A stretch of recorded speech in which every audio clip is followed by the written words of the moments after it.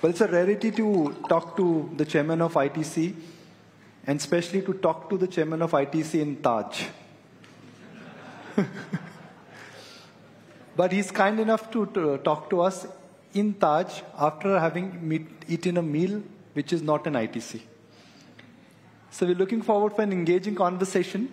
And I'm going to first start with the Prime Minister's speech last evening on India. India is firing full cylinders.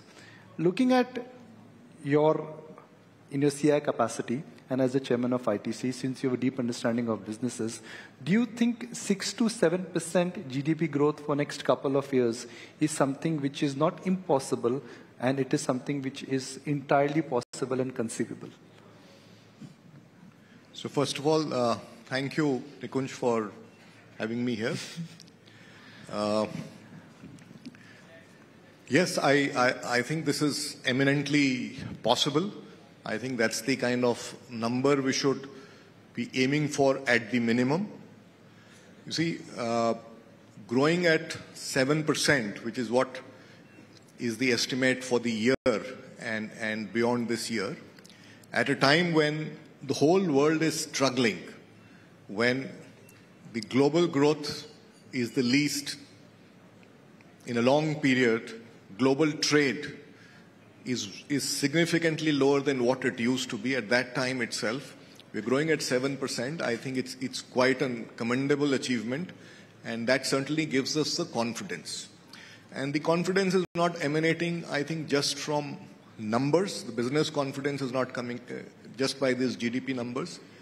It is reflected in even the various CII surveys that have been happening with the business leaders on capacity utilization and confidence and so on and so forth.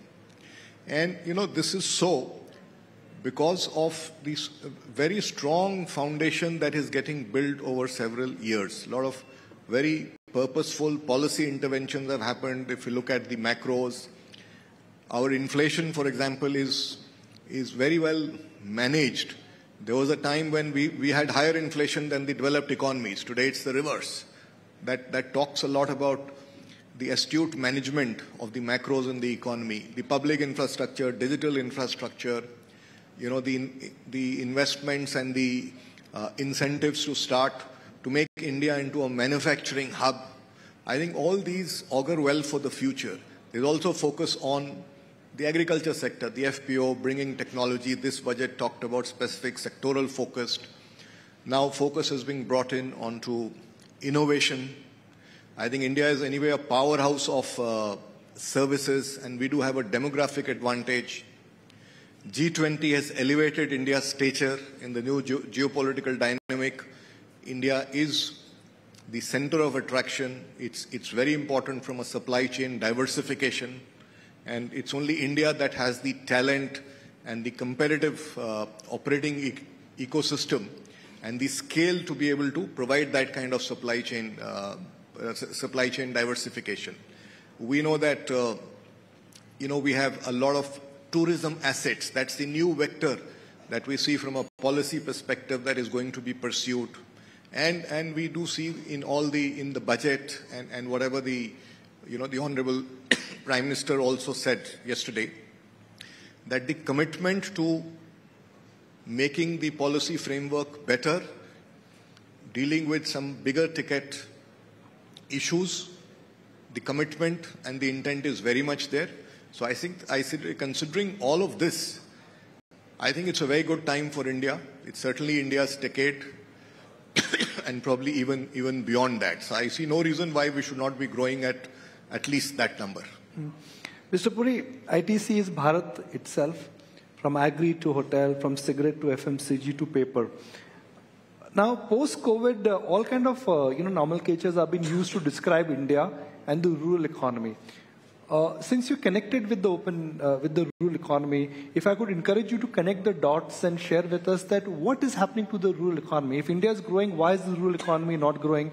And if 20% of Indians are accounting for 80% of the consumption, but 80% of Indians still account for 20% of the consumption, if that will not grow, the base would be shaky. So it's a very good point you have brought out. I think I think the way to look at is that I think the Indian economy and even the rural has been very resilient. I think your question emanates from the fact that in the reported numbers of GDP, the consumption growth has not been as much as one expects it to be. But I think I'm quite at one level reassured that the economy is resilient, it is growing, and it is growing after a spate of very serious challenges. It went through COVID. It went through huge amount of inflation on the geopolitical crisis on account of that. It has faced the brunt of extreme weather events, and we know there are some there is a larger indexing to agriculture in the rural side. Despite that, it is resilient, it is growing, maybe not growing as much as we would like it to be, and it is so because I think a lot of good actions have happened. You see the infrastructure that's been created, the connectivity that the rurals have got, the focus on housing, the focus on digitization. I think the direct benefit transfer, the stuff like free food grain distribution. I think these are some of the very important steps taken in terms of the investment in the rural economy, and that's why we are seeing that it's quite resilient. Now, I see no reason why the growth rates will not progressively improve over a period of time. One or two good crop cycles, and we will see the whole situation completely turn. Because there is definitely a lot more potential there, and I'm quite optimistic that it's going to turn around sooner than later. There are a lot of actions also being taken to help farmers mitigate the impact of climate change. It's not easy, but some steps are already being taken. And all that, I think, certainly augurs well. And it's certainly going to, I think, perform much better going forward than we have experienced in the recent past.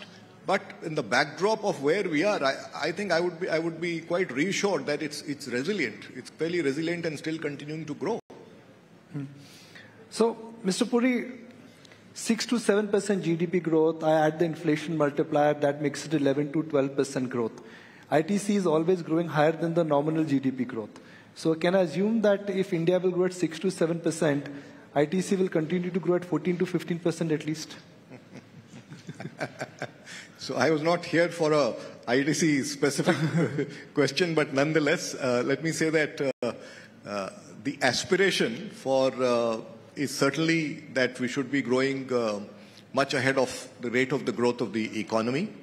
And anything that is connected with domestic consumption, very much doable, and that's what very much doable growth rates. But there are pieces that are also connected with the global context. So that's something to watch out for. That's in a way, at least for now, it's a dampener. But there is potential as far as the Indian economy is concerned, and that's how we are looking at it. That's how we are architecting our future. We are preparing our portfolio of growth not only for today, tomorrow, and day after. In our parlance, we say that we have a core portfolio which, given the growing consumption in India and the opportunity for penetration, opportunity for per capita consumption is huge. We're saying that we need to, on one hand, scale that up, to use that to address adjacencies, and three is also build categories of the future. Some of them start scaling them, some of them incubate them. And if I was to just give an example now that you've asked me this question.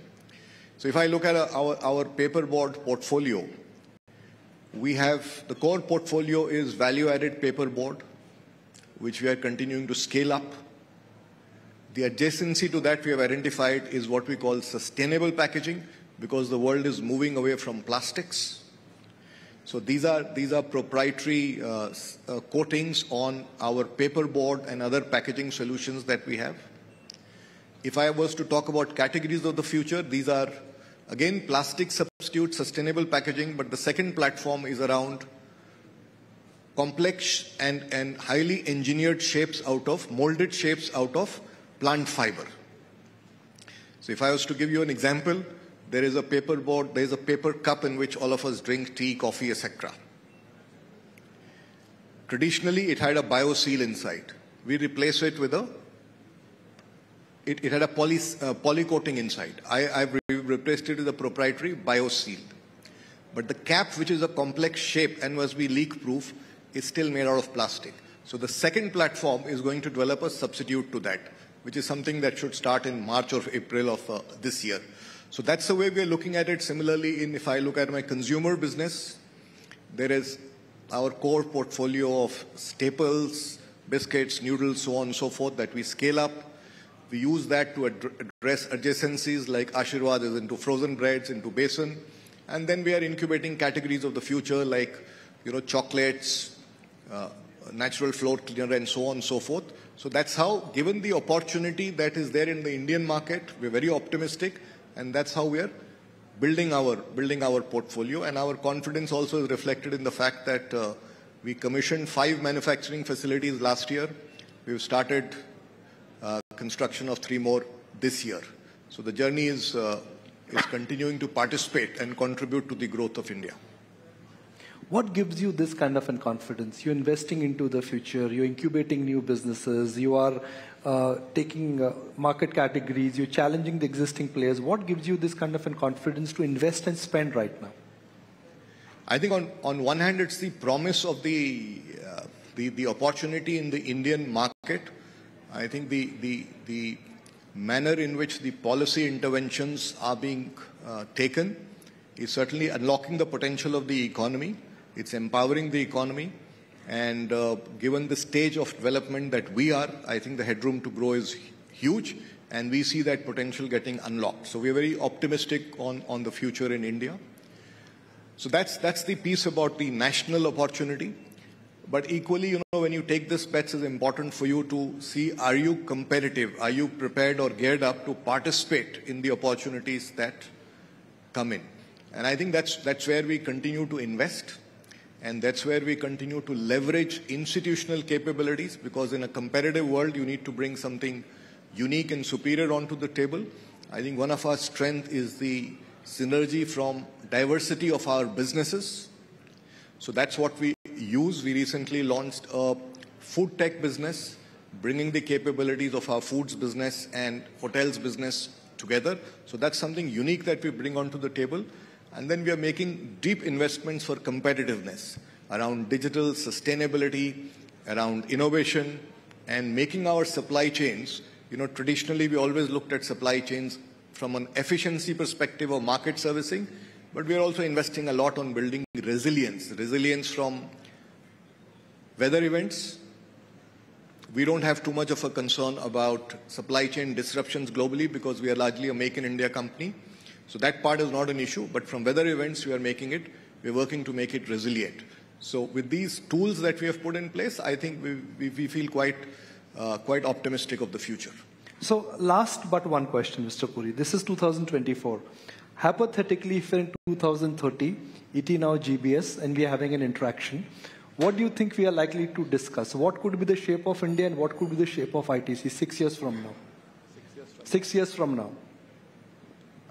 See, our aspiration is that we have to be growing at the top quartile. Aspiration is to be a leader in every segment. Some segment we are leaders. Where we are not, we would like to attain leadership.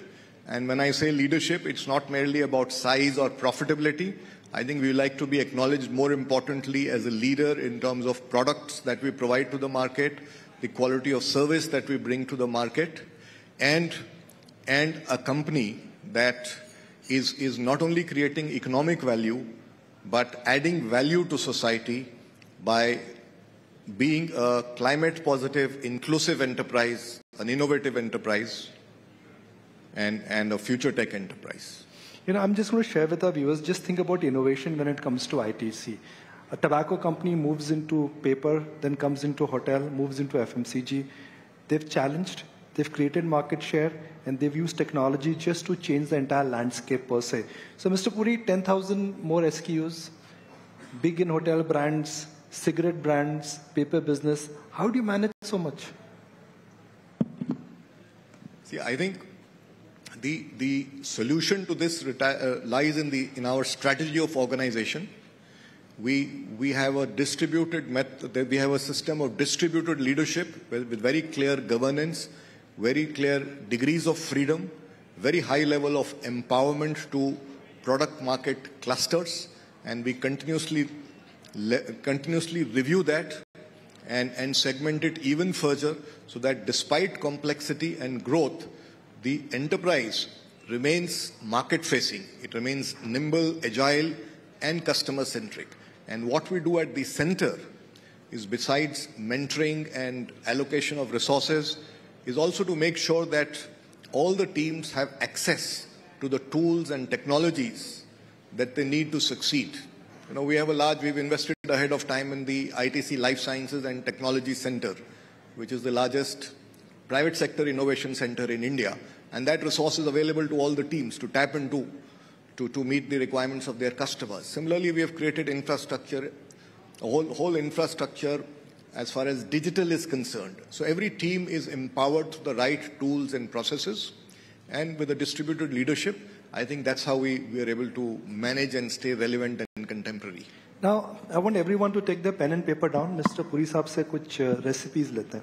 So I met a speaker yesterday. He said that I have two options. I can die without eating dal bukhara, or I can eat dal bukhara and die. Right? Every time I come to Taj, they say the following, that we will match ITC hospitality, but we can never match the dal makhni at Bukhara. So kya recipe bata dijiye? Even I don't know. For all we know, you'll have to ask the custodian of Dal Bukhara, the chef there. He can only tell you.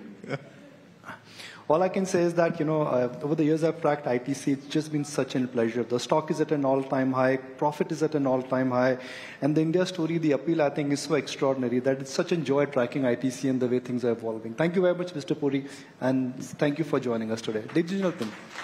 Thank you, Nikunj. Thank you very much. Thank you very much. Let's put your hands together for Sanjiv Puri, Chairman of ITC. Thank you very much.